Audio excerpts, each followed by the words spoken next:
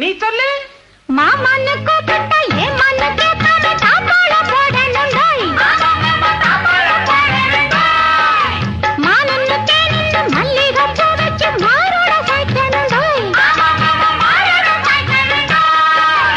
ஆம்பளதான் பெத்துக்கணும், ஆரிரரோ பாடிக்கணும், ஊருலகம் மெச்சும்படி ராணி என்ன வச்சுக்கணும். எல்லாம் சரி பரிமளா, முக்கியமான ஒண்ணு விட்டுட்டியே. எது? ஒரு வெப்பட்டி